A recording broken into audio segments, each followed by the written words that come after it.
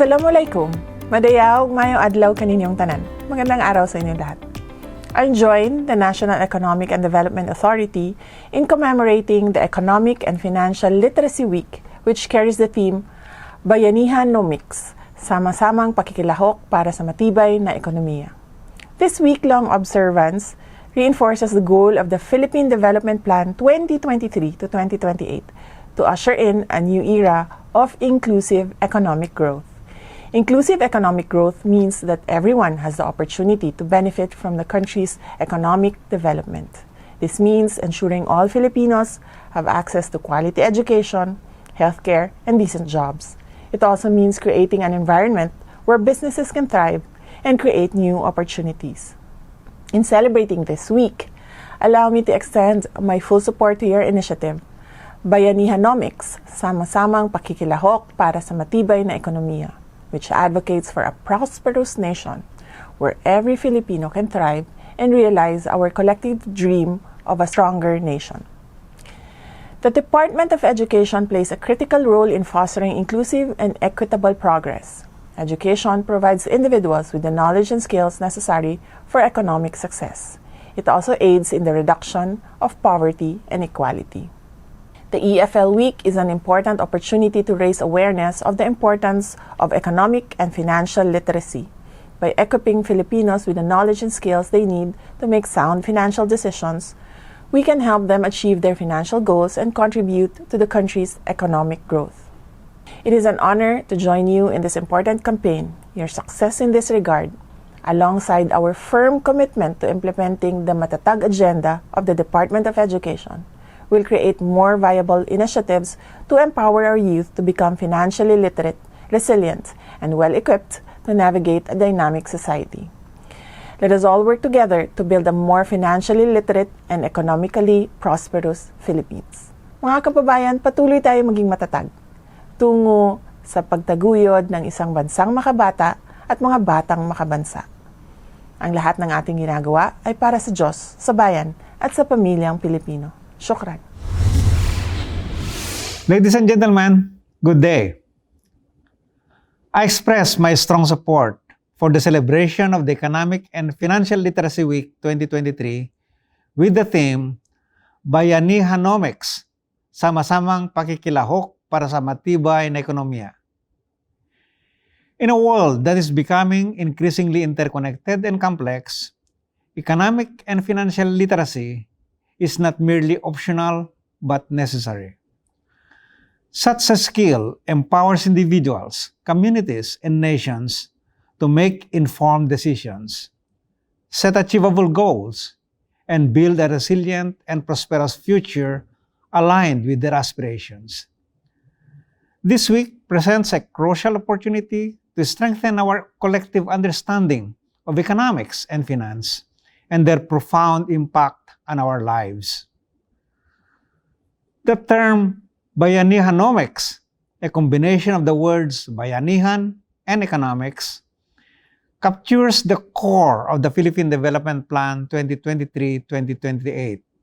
It embodies unity, cooperation, and the collective effort of the nation to achieve inclusive economic growth and sustainable development for all.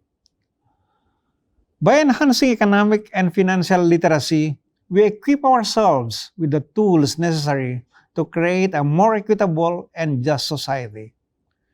We empower every Filipino to participate in the country's social and economic transformation actively.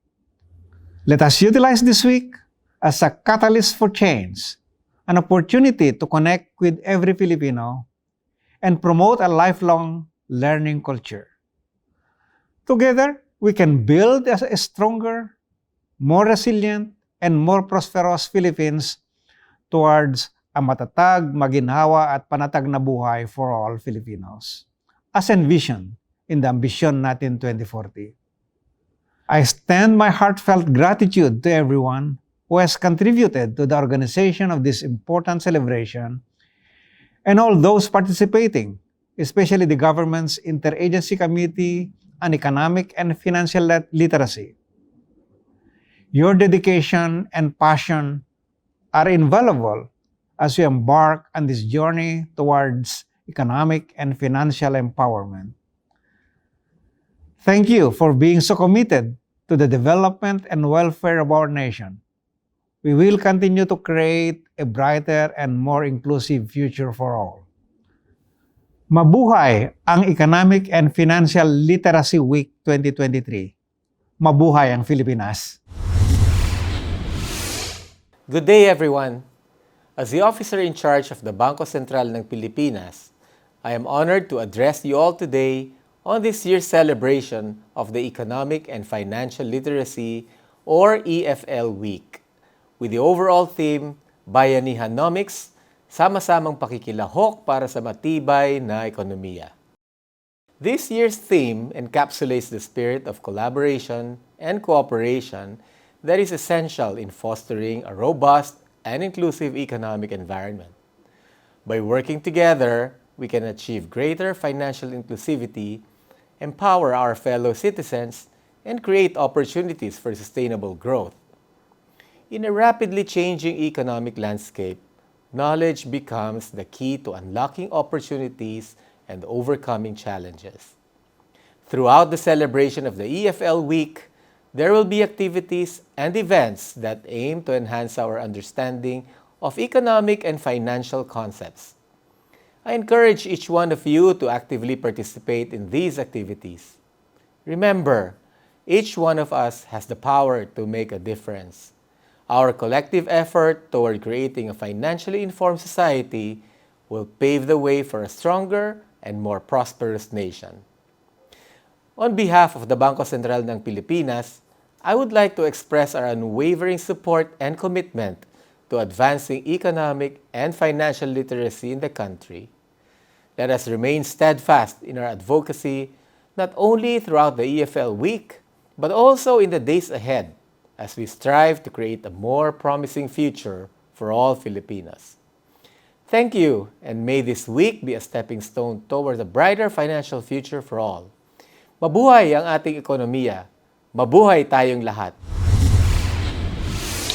The Department of Finance joins the nation in celebrating this year's Economic and Financial Literacy Week.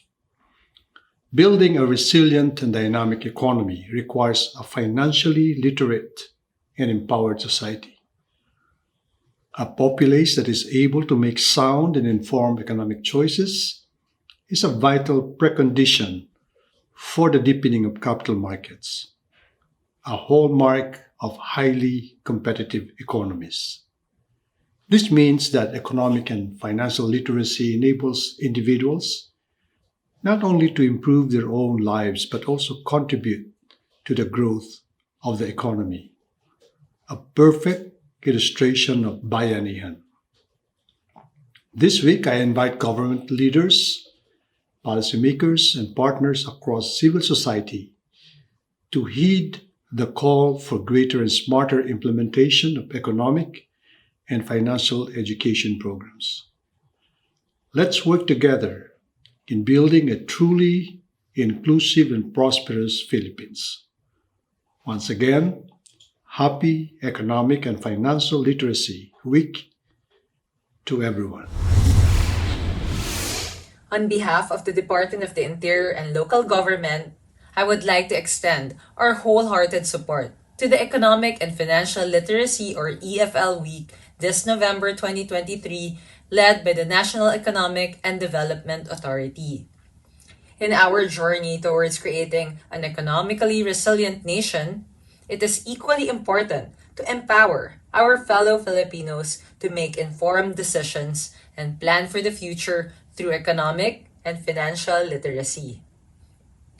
Together with the National Youth Commission, the DILG undertakes the task of collaborating with the NEDA and the newly elected Barangay and Sangguniang Kabataan officials in the planning and execution of knowledge-expanding activities to instill financial and economic literacy to Filipinos powered by the Filipino value of bayanihan.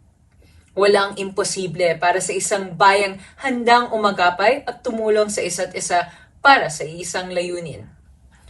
The DILG supports this common goal of helping shape financially literate Filipinos, especially the youth, that will serve as the foundation of our economy for years to come.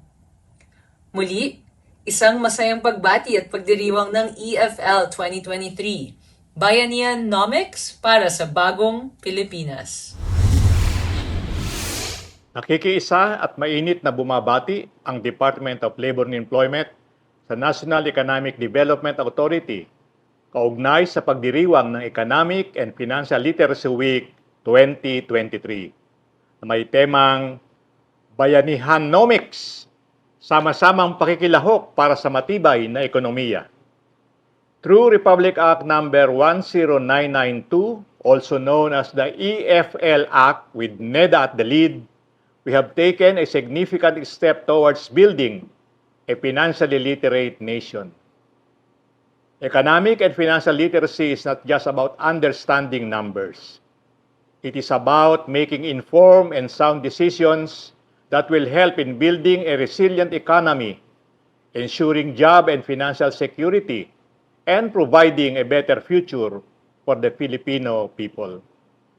Kabahagi at katawang ninyo ang Department of Labor and Employment sa pagsusulong at pagtitiyak ng economic and financial literacy in the Philippines na nakabatay sa tatlong priority areas, namely, maximizing productive and quality employment, respecting fundamental rights at work, and ensuring social protection for all.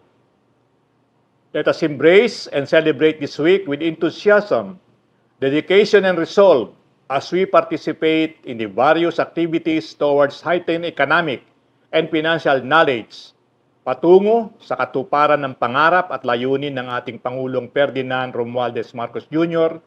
na isang bagong Pilipinas kung saan may matatag, maginhawa at panatag na buhay. Maraming salamat at mabuhay ang Economic Financial Literacy Week 2023. The Philippine Economic Society, or PES, the nationwide association of professional economists in the country, is proud to support the nationwide celebration of the Economic and Financial Literacy Week, the second week of November. We are proud to share the work of the national, local governments, and other private organizations and associations to promote economic and financial literacy among Filipinos and to help them make sound decisions in terms of their household and personal budgets. The PES believes that the financial literacy is essential for sustainable economic growth and development, as making informed decisions on savings, investing, and spending will make more individuals achieve their financial goals, lead to more successful entrepreneurship, increase their ability to reduce personal debt, and better participate in the monetary system. The theme of this year's EFL Week, Bayanihanomics, Sama-samang Pakikilahok para sa Matibay na Ekonomiya, emphasizes the importance of collaboration and participation in achieving economic growth and sustainable development.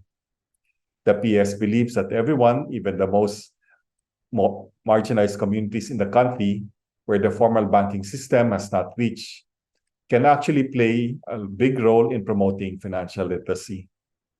We thus encourage all Filipinos to participate in the EFL Week activities and to learn more about their personal finances and how this impacts the economy.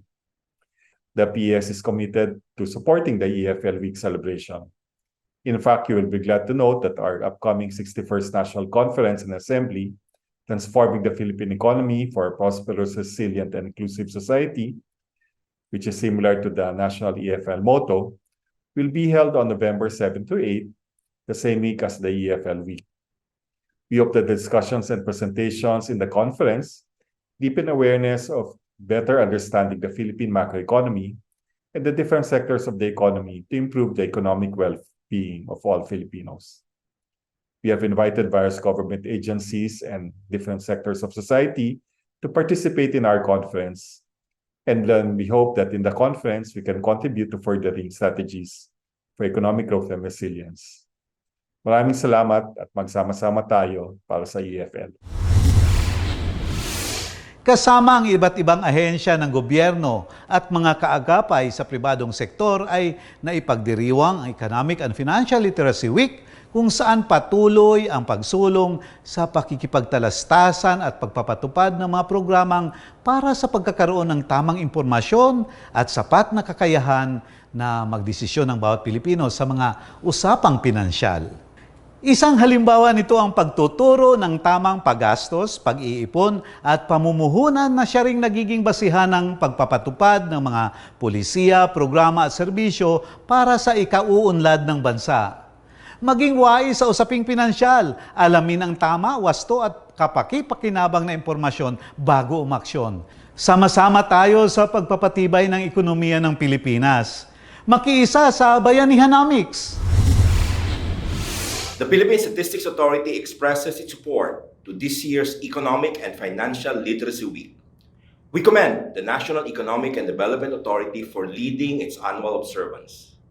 The overall theme, Bayanihanomics, Sama-samang Pakikilahok para sa Matibay na Ekonomiya, resounds the call for cooperation and participation among stakeholders to quickly affect economic and financial literacy among citizens of our nation. With the mandate of the Philippine Statistics Authority, we earnestly work to provide important statistics to guide our policymakers and stakeholders in addressing the needs and in responding to the challenges brought by changes in the economic and financial landscape. The Philippine Statistics Authority recognizes the importance of economic and financial literacy to the growth potential of our country. We are one with the national government in building an economic and financial literate nation equipped with the relevant and reliable statistics, efficient civil registration, and inclusive identification system.